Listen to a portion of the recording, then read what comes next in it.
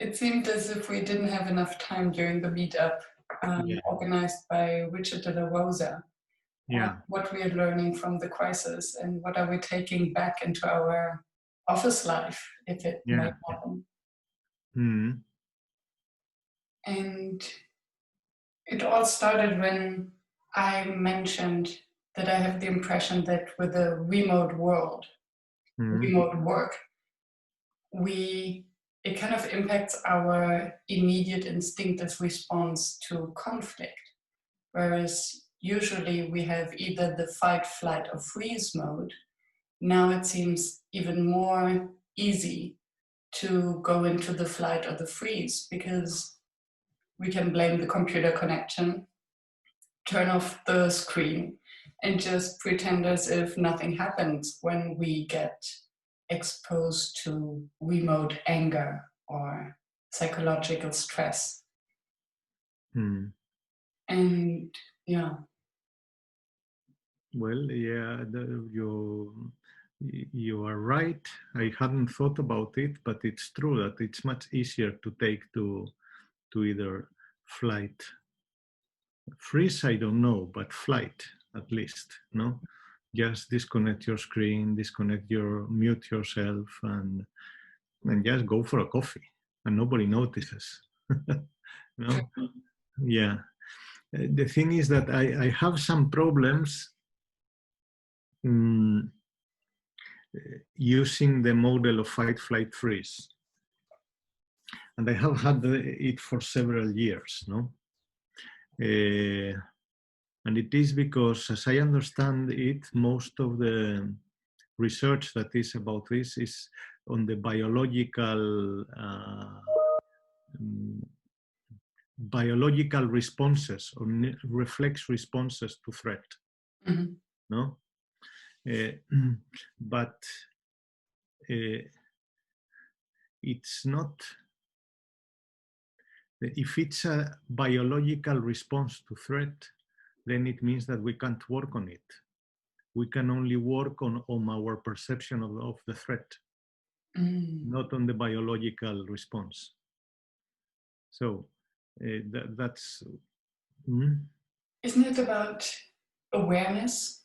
Because we have so many biological responses all the time, but it's about noticing that it happens and then realizing that there's something we can do about it.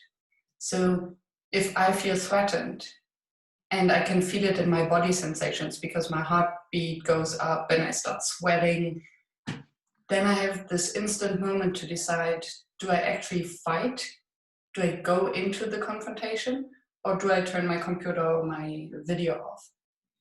Well, that's not what I have understood from the research and from people that work more than me on this. No, for me, it's just something useful to add to my repertoire, but I am not specialist in these responses. But what they say is that the biological response comes 0.09 seconds after the impulse, the perception of threat. No, you can't work on that. You can only work, go through the back door. Is your perception of threat adequate or not? You can't work on the biological response if the time frame is 0.09 seconds. It's not possible. No? And it's biologically sound and evolutionary sound to have that kind of responses. No? Because when we go out to the street and we hear a motor, we don't stop and look to reflect and then jump out, because then we are gone. But then you just jump out and then you look. That's true. No, so I have problems in using that model just because of that. But on the other hand, this would mean that we don't learn. And for instance, when I think back to my younger me, I would immediately jump into a fight when I feel threatened. I hear an argument that doesn't fit into my belief system, and I would go into confrontation. And it's now the older me that actually learned to regulate this response and to be more reasonable about it. Yes, and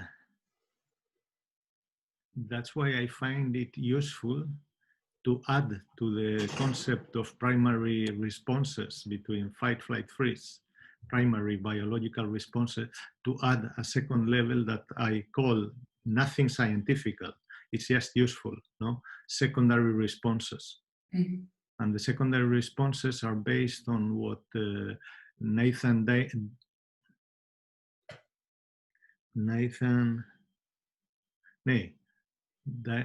Daniel Nathanson. Mm-hmm. Daniel Nathanson called the compass of shame. The compass of? Shame. Shame. Yeah. And what he says is that we learn after the pure biological response, then we take to certain traits about how we respond that they are not directly, they are biologically based, mm-hmm. but they are not so automatic, they are learned. Mm-hmm. No? And I hope somebody that is specialized in this doesn't hear me, because this is not really true, but it's useful, no? And I think that the compass of shame, for me, it's much more useful to help people work on themselves about the threats, the response to threats, because from my point of view, it's much more easier to identify what my response is, no? And the 4 directions is up north, you go is the flight inwards, Mm-hmm. flee inwards, no? East, it's fight inwards. South is flight outwards, and west is fight outward, no? So, and that gives me as much, my mind can work better on myself and helping others when I use these 4 directions, no? So the fight inwards, would this be a self-sabotage or self-criticism? No, that's the fight inwards. The fight inwards is I am worthless, I am not good, I am I have ashamed myself, I am blah blah blah blah blah. Mm-hmm. Is the non-productive doubt. Yeah. No. Yeah. While the flight inwards is when somebody withdraws and say, okay, I will do just my work between 9 and 5, and then the important thing for me is to take care of my petunias. No? And maybe also numbing. Yeah. Did you say numbing? Did you say numbing? Numbing, like finding refuge in either alcohol, drugs, in that would be Netflix, flight. That would or be even meditation. Yeah, but that would be flight outwards. Okay. Because you flee from yourself outwards. While the flight inwards is more go back to yourself, go back to your little world. The only important thing is my family. And this doesn't mean that it's not legitimate. It just means that these are 4 ways of, when you use these as 4 ways of disconnecting from the world and from yourself. No? Because the world is threatening. You perceive the world as threatening. Yeah. Adequate or not. Your perception can be adequate or not. That's another story. No? Totally. So how do you see this current crisis that everyone had to work remote suddenly impact this? Well, just that description is not accurate, I believe, no? That when everybody had to work remotely, well, most people had to stay at home and try to do something useful while they were at home. And that's not the same thing as working remotely. No? So working remotely is a completely different thing. It's not a response to a crisis. It's A way of working. Yeah, a way of working that is adopted by the company and by the organization. But this was, we send people home, they have to be locked, and then let's see if we can do something useful while they are at home. And that's not the same thing as working. No? That's true, especially because what I observed and also heard from many clients or other people that I talk to is that it seems like in this moment of shock or uncertainty, and it's an impulse also to keep ourselves busy. So very often there are more emails sent out, more phone calls, more meetings that we actually don't need, just to give us the sense that we're doing something meaningful. Because if we don't have that sense, where do we end? We end in deep shit, in a deep feeling of being afraid, of being obsolete, of being so let's get busy. And that's the flight outwards. No? So what would be a solution to avoid this concept of shame, of flight inwards, outwards, fight inwards, outwards? There is no solution. It's impossible to have a solution to that, because at the same time it's useful. We always need moments of withdrawal in life. We always need moments of doubt to learn. We also need moments of when we say no to shit that's coming from the outside. We don't need to attack, but it's the same kind of energy saying, no, stop, going outwards. No? And we always need to go for a beer with our friends or so now and then. No? So these are not pathological or dysfunctional ways of, it's dysfunctional the moment that the reason to do it is to disconnect with ourselves, from ourselves, or from the outer reality, because it's too scary.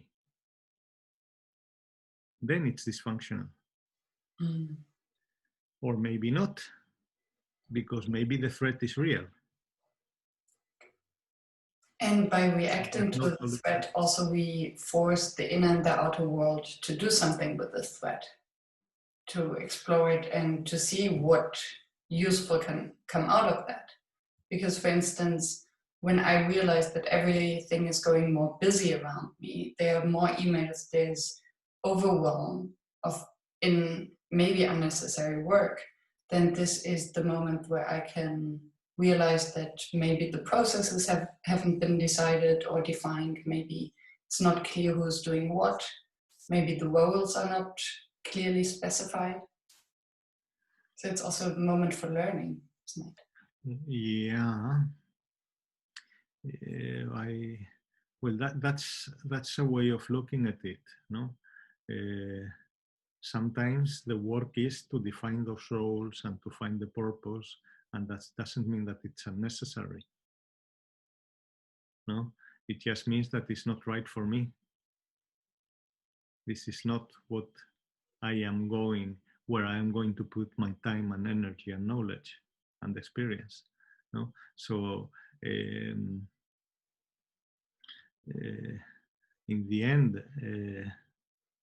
a criteria is what's the purpose of all that of that activity? Is really to add value, or is it a flight outwards from pain and fear and so on? No, but for those that are sending me the emails, but also for me, if I respond, is this a place where I can really get contact with my deeper meaning of my work, and where I can add value and give fruits for others? Or is it mostly because fear of missing out, or whatever? No, let's say now I have 2 hours where I don't know what to do, so let's check the email, and instead of deleting half of them, I respond to everything. No.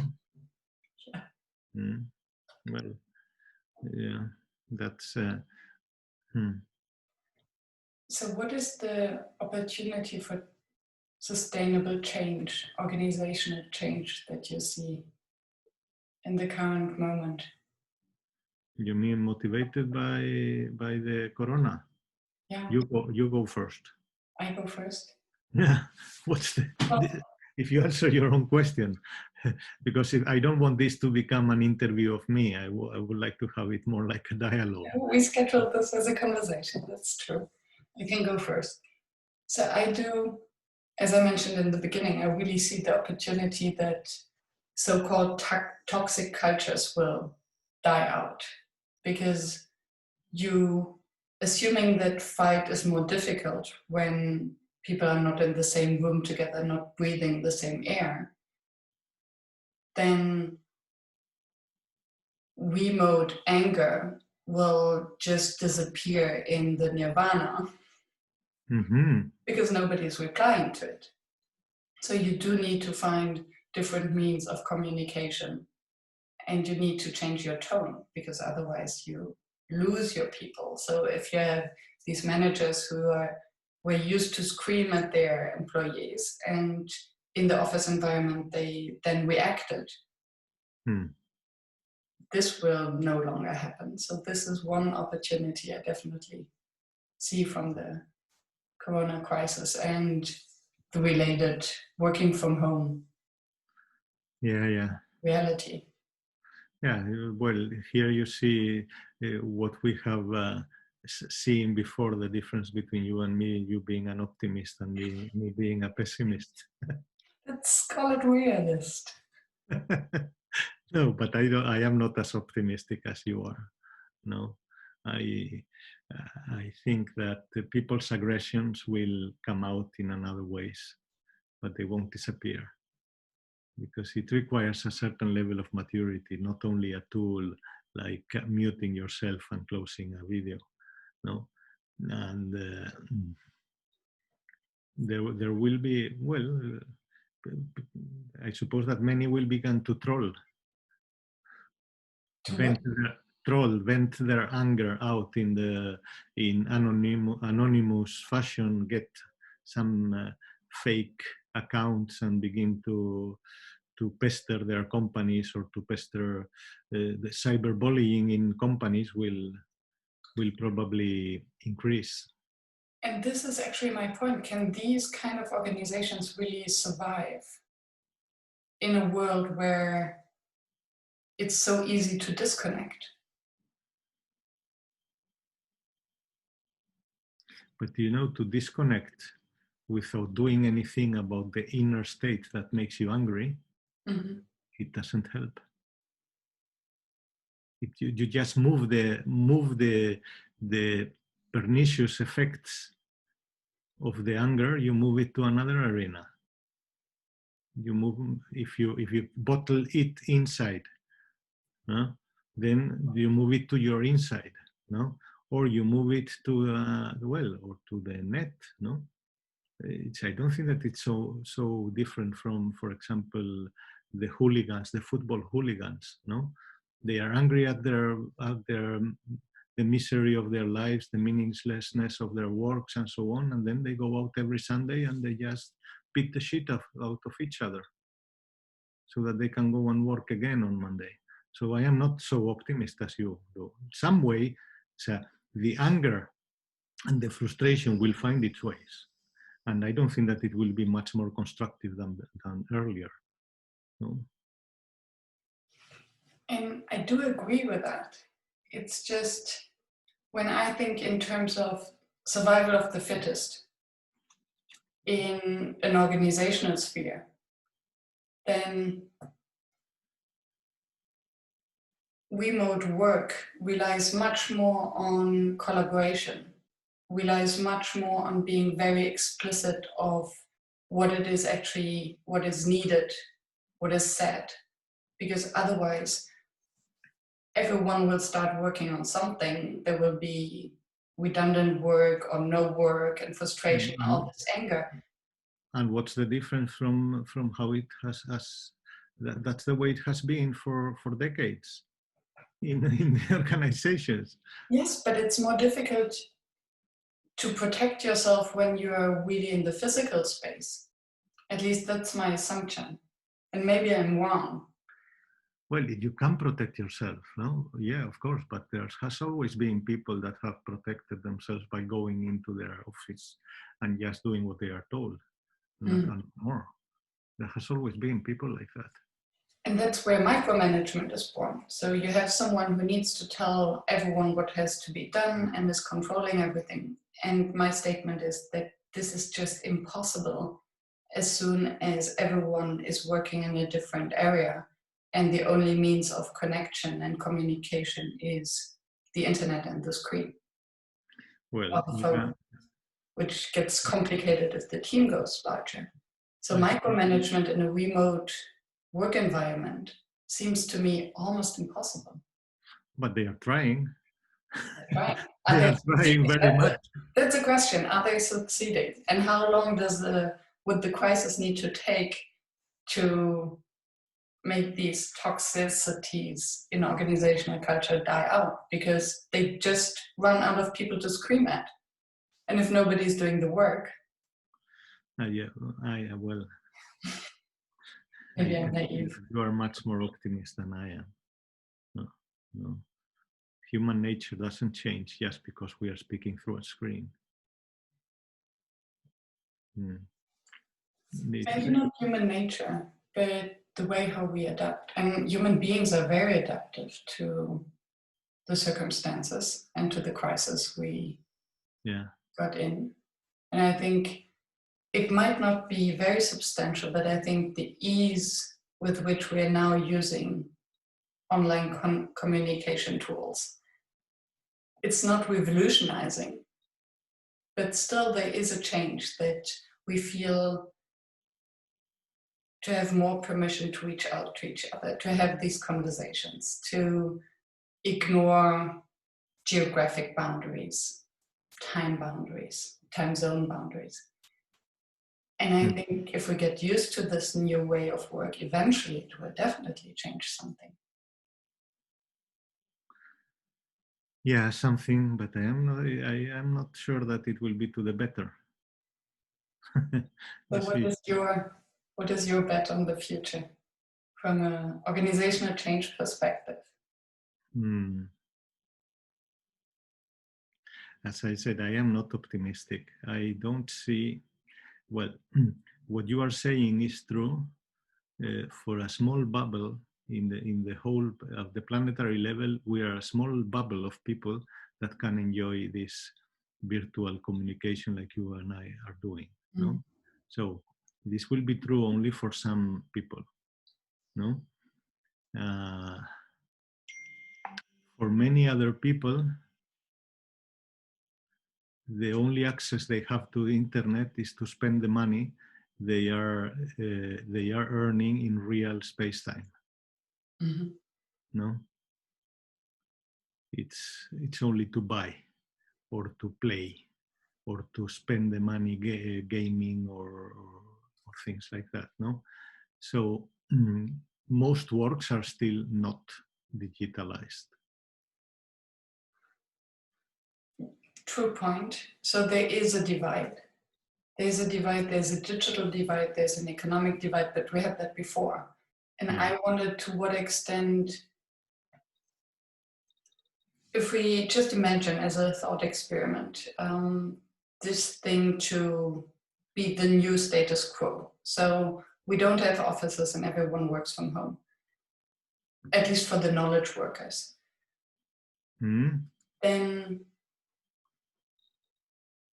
everyone had potentially assuming, and this is where the economic divide maybe comes in. There are some countries who have better internet connections than others. So they will now have a competitive advantage. The funny thing though is that not necessarily the richest countries have the best internet network and the best bandwidth. No. So for instance, when I think of Luxembourg, which is one of the richest countries in Europe, their bandwidth is really, really bad. Whereas other countries like Bulgaria or Estonia, they have the fastest internet connection maybe in the world. So this kind of shift in the way we're working reshuffles the cards totally. And this could also be an opportunity. Hmm. Yeah, maybe I am. I think that it's not possible to understand really a system without looking at what it excludes. Mm. No, so all this Brave New World discourse that is so seducing. No, so what is it excluding? No. Uh, for and it's a lot of misery, no. And the thing is, by excluding the pain and the misery of the majority of humankind, no, we are not looking at the misery that is within. Does optimism automatically imply ignoring misery? No, I don't think so. It doesn't need to. No. But unfortunately, for many people that are optimists, they do. But it's not necessary. And that's not what I'm saying that you are doing. Yeah? I'm just I saying. did not imply that. Okay. I'm just Yeah. wondering, because I think that an optimistic view without losing the sense of reality opens the door for what if scenarios. So Yeah. if you start with something positive, you start seeing opportunities, and then you also see the challenges, but you have the impression you have more ways of acting to actually bring this forward. Whereas if you think, okay, it's not going to work, we're all miserable, we're all excluded and suffer from loneliness. So where do we go from there, given that there's then some things we just cannot change because they're out of our control? Yeah. But there are things that we can change. Tell me. And going back to the idea that many people haven't been doing remote work.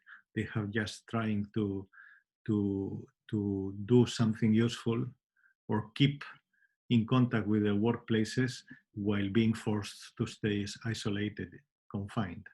No, and some of the consequences of that is that, and now I'm speaking of the people that are employed. No, so the people that means that their employers are now thinking about cutting costs by diminishing the office space, cutting costs by using the internet of their employees because they use it at home, cutting costs because they use the computers of the employees use their own computers at home, so electricity, cleaning, and that's one of the things that's going on. We need an entire new accounting system. Yes, for example, no, and that we can do. Yeah. So that we can do. And I'm thinking about the people that are employed, people that are self-employed like you and me. That's another story. Yeah. No, because the problem we have is our self-exploitation. No, you know, Byung-Chul Han. Have you read Byung-Chul? Yeah. So that's another problem we have. How do we cope with this? How do we cope with setting boundaries towards our own ourselves and so on? That's another story. Yeah. But for the people that are employed, it's the classic story of the discourse that everybody should be entrepreneur nowadays. Mm-hmm. No? Okay, there's something beautiful about it. But what's the shadow of it? That you have all the bad sides, very little of the good sides of being self-employed. Mm-hmm. You have all the bad sides. So if we're coming back to what you mentioned about the companies basically outsourcing most of the costs, but keeping the benefits. So this would then mean outsourcing or sharing also the benefits would mean going from a presence-based model where everyone has to work for 8 hours and to be connected during these specific hours, 9 to 5 in front of their computer, going more to a result-based model. And then you not only outsource the cost, but also the responsibility of the work. And this would add more meaning and more purpose to everyone's work routine. What are the consequences of let me be the devil's advocate. What are the shadow consequences of result-oriented approach?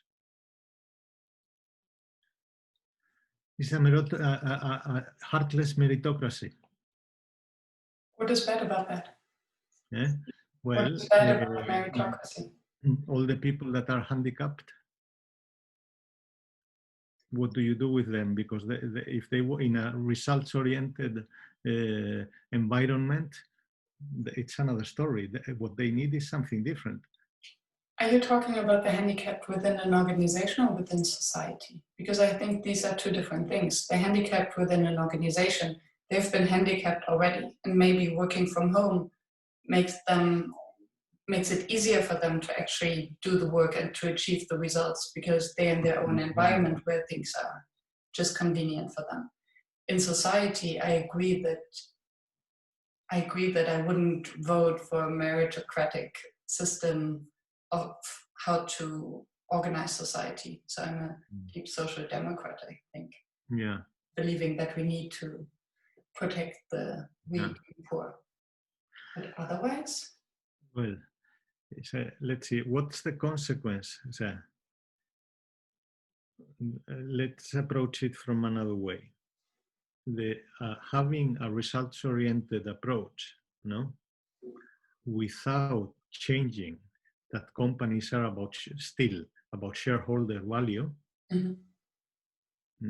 So it's not really, it doesn't smell good. Another thing is when you say, okay, but this is not anymore about shareholder value, it's about stakeholder value. No? Yes. Then you can have, then it begins to sound something more humane, a result-oriented workplace.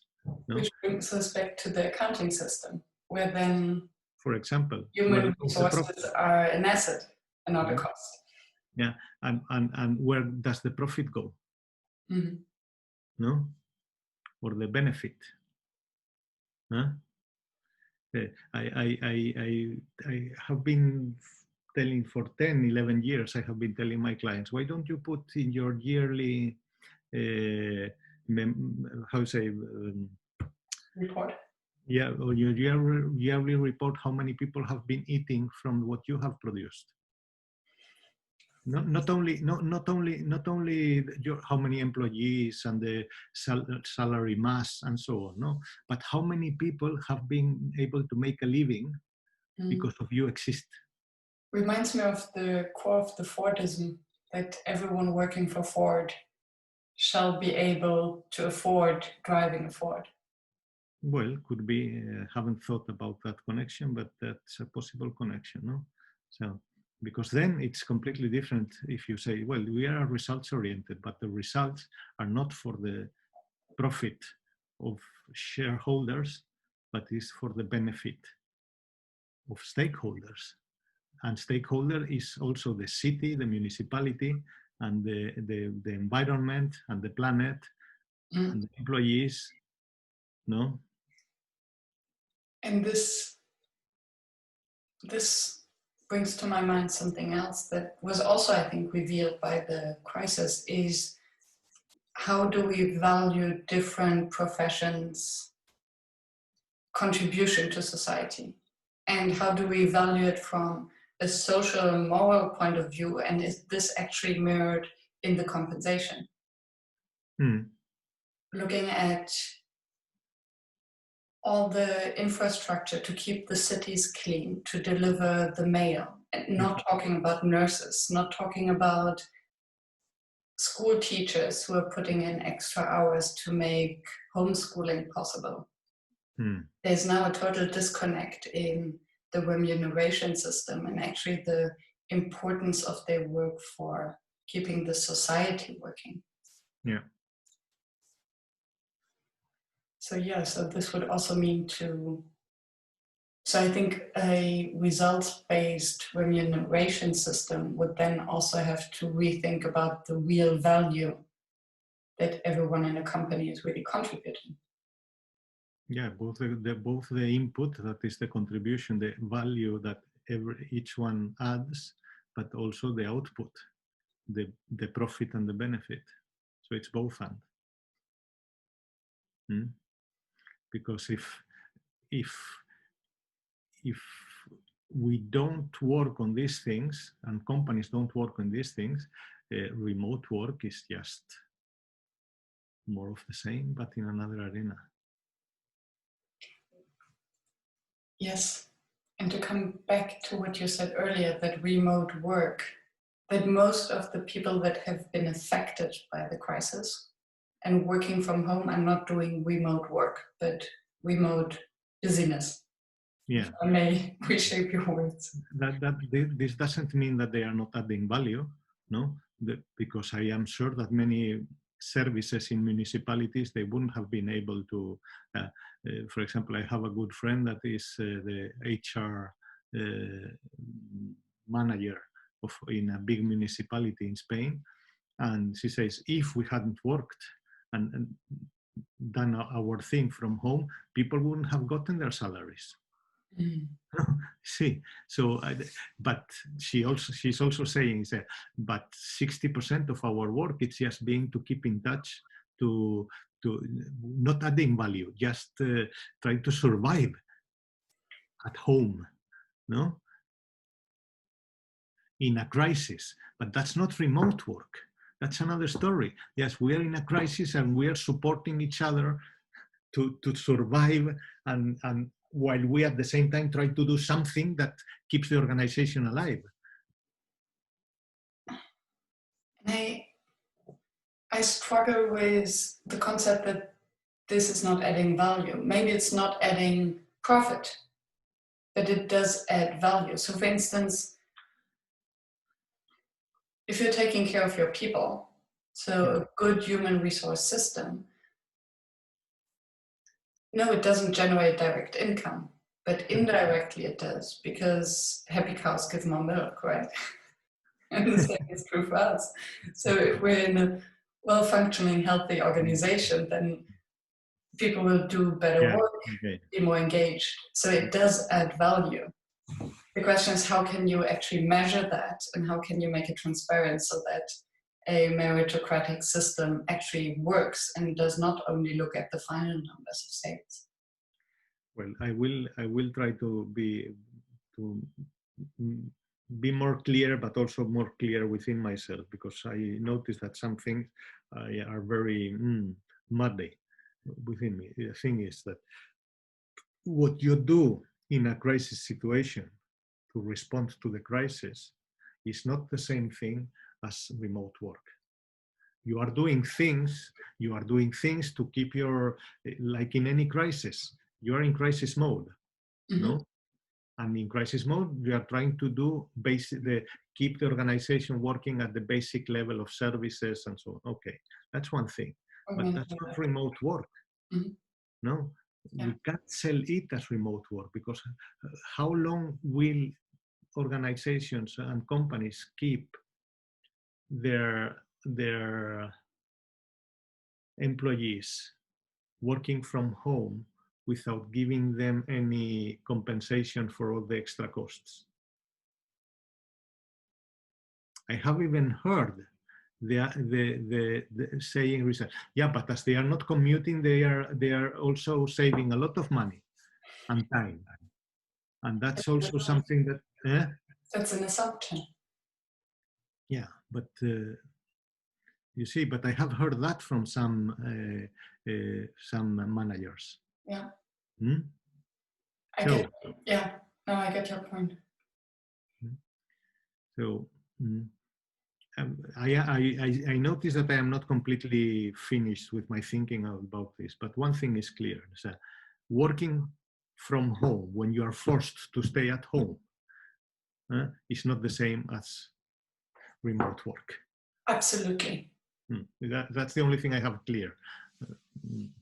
Also, because I think what you mentioned before, this survival mode that we're in as soon as we're in this crisis and we're forced to work from home, just eats up headspace. So the decisions we make in times of uncertainty and threat, psychological or physical threat, are maybe not the best ones.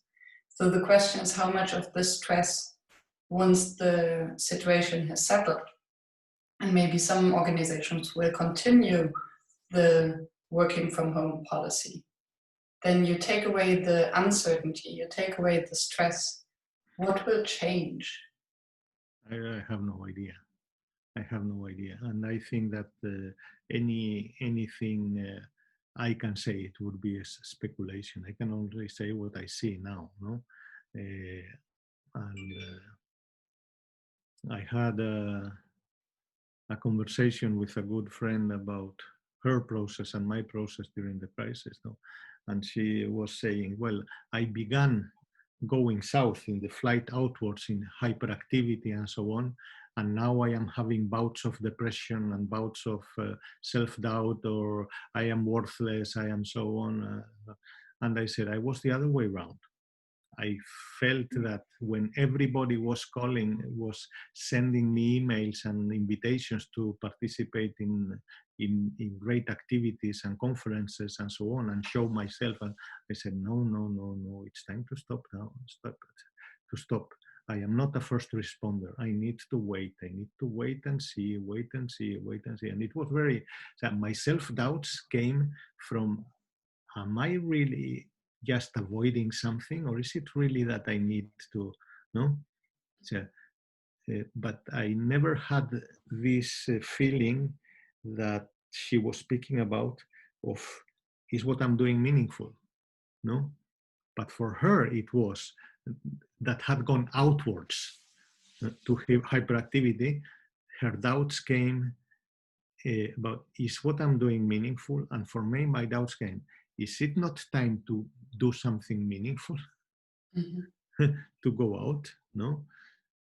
So eventually we will find the right level of activity and purpose and meaning and so on.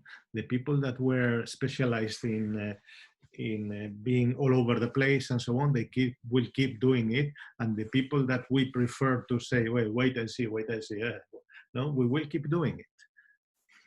Because we're all different and we all react to crisis and to change in a different way, but eventually it will all kind of balance out. And the question is, are we gonna find balance in a better state, in the same state, or in a worse state as we were before? Both, all three at the same time. Depends on where you are in the world and where's your position, no? Yeah. I spoke with my family in Madrid yesterday, and they were telling me that we are privileged because we have work, we have no mortgage, any one of us, we have nothing, we have not much, but we are not indebted, and we are still earning a little bit of money here and there from, but in the middle class neighborhoods in Madrid, people are going for food to church. No, it's people that have dropped out, have been fired, middle class people that have been fired, and they have been living from day-to-day basis without any possibility of saving. Yeah. So the moment, because they had big mortgages. So we don't know, depends. It will be better, it will be go worse, and it will be the same, depending where you are in the world and where you are in society. And in generation. I think the digital divide, those who struggle really to find their way around with all these new tools, with overwhelm, for them it might be, is much harder to readjust or adapt. Yeah. Yeah. So beware of the Brave New World discourse, but beware also of people like me that are speaking only about the dark side. That's why we're having this conversation. I don't want to come across this naive kind of Brave New World defender. Thank you. No, Reassuring. it's not it wasn't my argument against you. It was my Yeah. argument against this Brave New World discourse that you can see in LinkedIn and Facebook, mostly in LinkedIn. It's terrible. It's incredible. And I think it's a coping mechanism as well. So it's a way to reassure yourself, especially when you do this outwards. And I think another thing that struck me now in this time that everyone was working from home. Now I'm not saying working remotely anymore. See? Thank you. Thank you. Yes. I had something, some influence.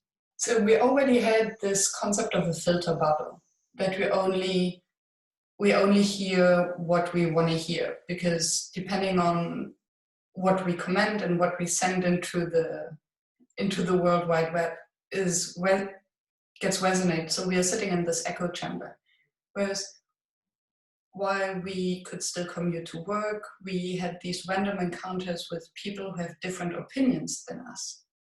And I realized I live in this perfectly protected LinkedIn bubble of facilitators and change makers all over the world who practice very reasonable speech. They might contradict or they might disagree, but it's always respectful. So everything out there that could have brought other opinions or other perspectives to me was basically just pulled out of my way. And I think this is scary. Yeah. And I'm not sure how to find a way around this to make sure that we keep our critical mindset and are aware of opposing opinions when spending, actually, if all the communication we have happens via the World Wide Web. Yeah. And if we're not seeking out to our loving critics. Or not so loving. Or not so loving. You see, one of my biggest frustrations now is mostly about this. I have always said my target group or the markets for my professional activities will be only 30%. As the highest will be 30% towards facilitators and colleagues and so on. They already saved. No, the rest of the time, 70-80%, I will be out in enemy territory. Those that don't believe, people that are afraid, people that are angry, that's where I want to be. And one of the biggest frustrations I have now during this time is that I am not able to be out there.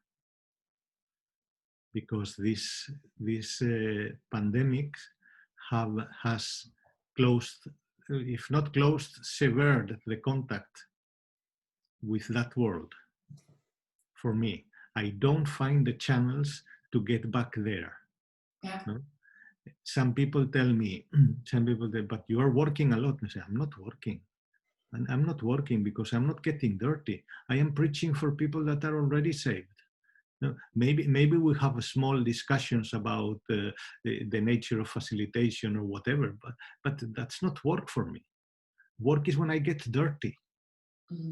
When I get dirty with people's fears, people's anger, people's resistances, people's inertias, organizational inertia, no?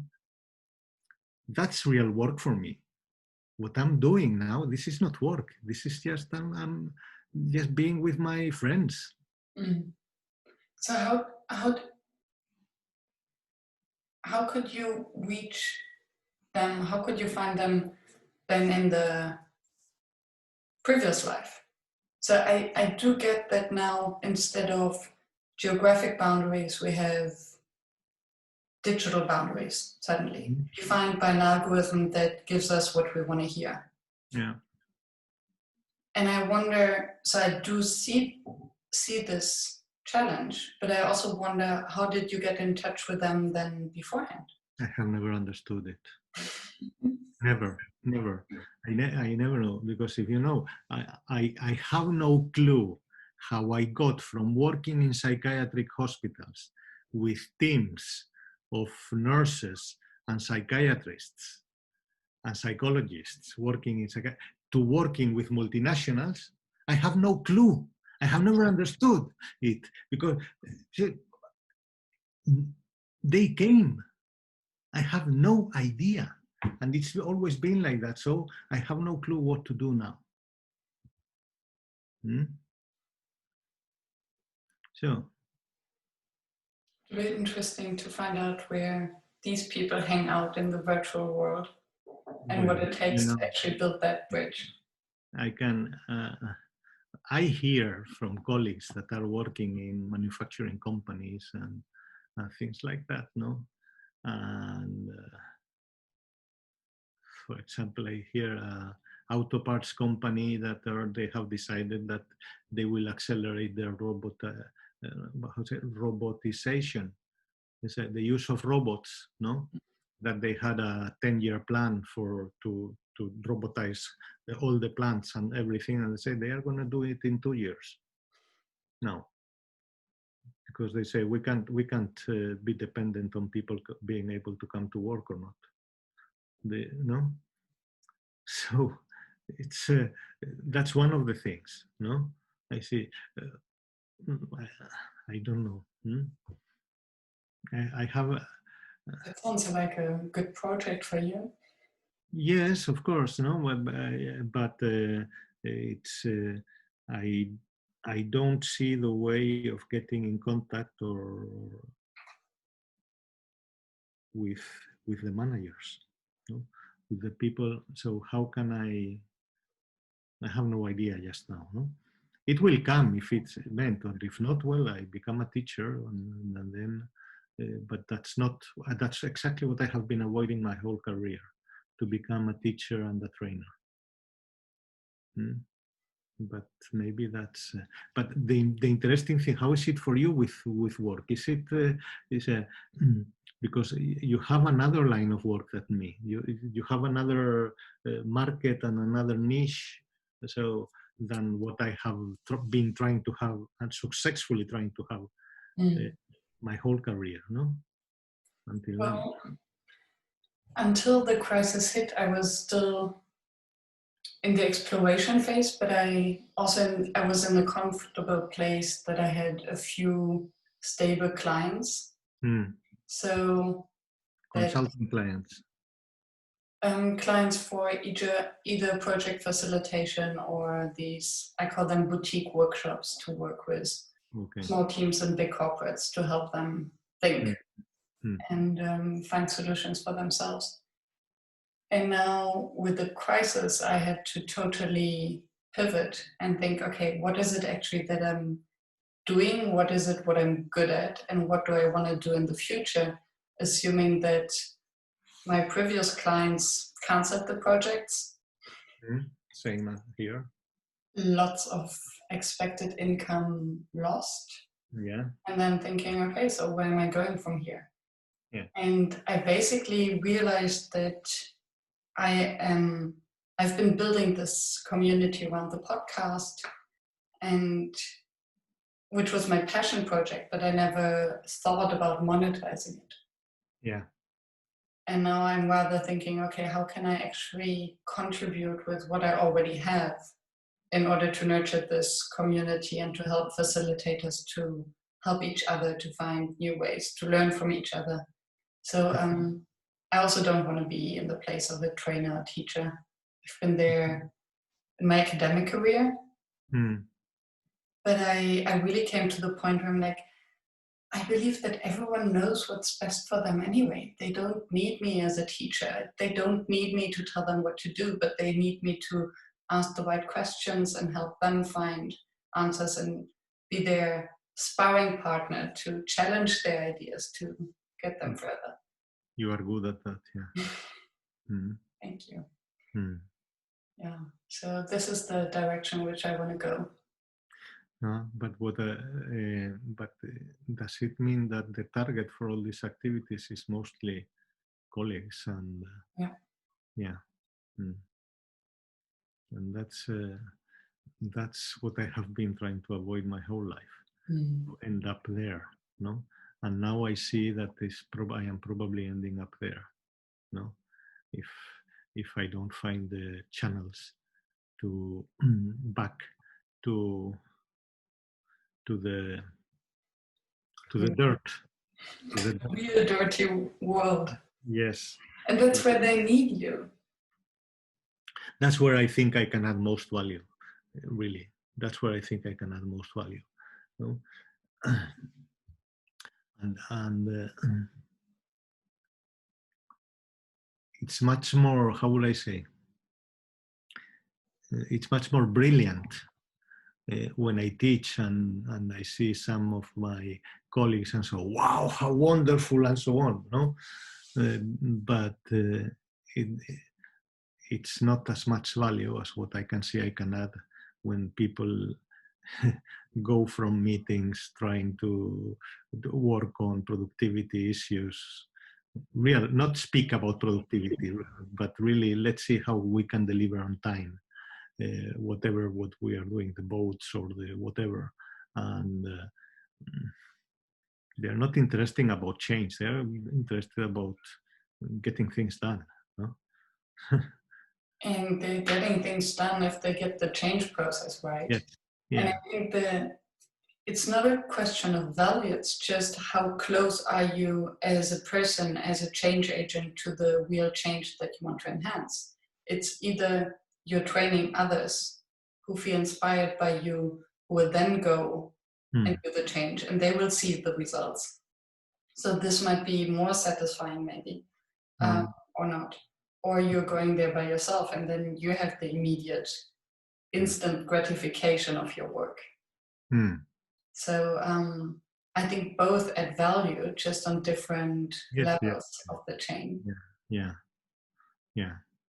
And yeah, then it's your choice where you want to play the game. Yeah. Well, it's not only a choice, it's also possibilities of reaching to the right context and the right people. And that's not only a choice, it's also chance. And it starts right with people choice. hearing. Yeah. Right it people starts with the choice. Yeah. Whether you want to be active and reach out, because now everything needs to be explicit. Yeah. You cannot sit there and hope that we'll meet someone by chance. Yeah, exactly. And then, where do we want to play? Yeah. Exactly. So if we connect this with the beginning of the conversation, fight, flight, freeze, and or the 4 directions that I am proposing. So what's the connection? Because we ended up here.